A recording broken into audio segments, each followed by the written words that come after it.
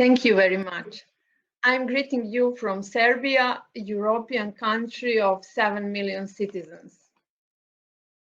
My name is Marija Janjusevic, and on this occasion, I would like to offer my condolences in my name, in the name of my country, for all the lost lives taken by the coronavirus in the world. According to my sources, Serbia is the only country which officially declared national emergency without consultation of Parliament and a curfew in more than 1 month that lasts from 6 p.m. to 5 a.m. On weekends, it was sometimes during the 60 hours. Our senior citizens, older than 65 years, had a total ban. So since one suicide. I think that my speech is maybe more appropriate for politics, but I hope it will be useful for all of you. We will have elections in 3 days because we had to postpone it because of coronavirus. And citizens are afraid to go on that elections, me as a member of opposition also trying to persuade them not to go on that elections. We'll see what will happen in 3 days.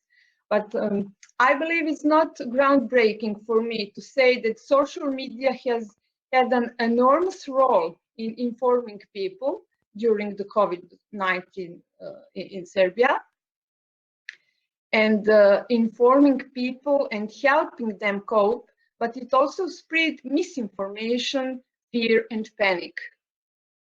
Some positive examples of communications are posts about charities helping citizens who can't care for themselves, citizens organizing online hangout sessions, etc. As the worst example of communication, I will bring up an SMS message sent by the Crisis Board for the battle against the COVID-19, which required of citizens to be disciplined and also stated that the mortality rate is increasingly growing and that Serbia may experience the Italian scenario. The SMS had the exact opposite effect and disturbed many seniors. In Serbia, about 480 tourists, 400,000 tourist arrangements have been paid in the first 2 months of this year. And we have yet, we can't tell how it will be arranged during this year, and global levels, how it will be end. This industry, if that industry, I mean tourism, will be able to recover at all, I mean globally and in Serbia. A state regulation is to be adopted to regulate this problem, but you know, we don't have a government now, and we don't know how long would it last like that. I think it's too early to speak to what extent citizens will be forced to change certain habits forever, what professions will be forgotten, and which industries will quickly adapt to the new circumstances. It is difficult for me to argue based on my own experience, closer environment and social networks, whether the citizens of Serbia believe that life will quickly normalize and return to old, or we will see major changes.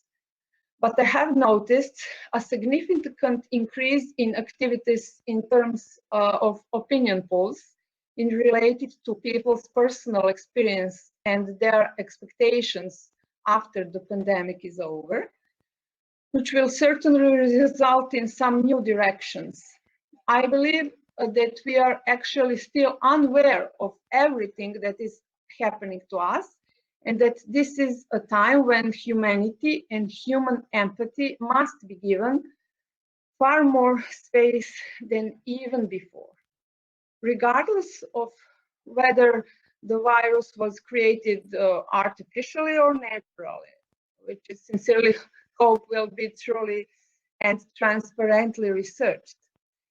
It is evident that we are forced to slow down our urban, hectic lives, overflowing with essential and superfluous information and obligations. Families spend more time at home, where families are more focused on each other, which most view as the positive side of these afflictions, the entire world finds itself in. The internet is a great help in these situations, but on the other hand, wisdom and caution also require us to prepare for the possibility of the internet being simply disabled. There were some threats in that direction in Serbia. Without physical connections, people, and supporting each other, we remain insecure, vulnerable. I noticed to a great extent fear of possible forced vaccination with corona vaccines, which experts announce. Namely, Serbia does not plan to produce them, but to import them. And the quality control would not be performed by national, but foreign laboratories. So citizens are afraid about that. After all, many of you are familiar with the statement of our most famous athlete, Novak Djokovic, whose statement that he will not be vaccinated has caused a lot of comments. When it comes to social challenges, I welcome the decision to move from the term social distancing to the more acceptable term physical distancing, which does not fall into closeness with people. What we must by no means allow is the alienation of man from man.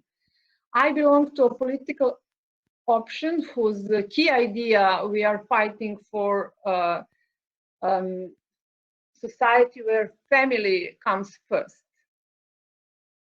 It is the family model of society that can respond to all contemporary challenges.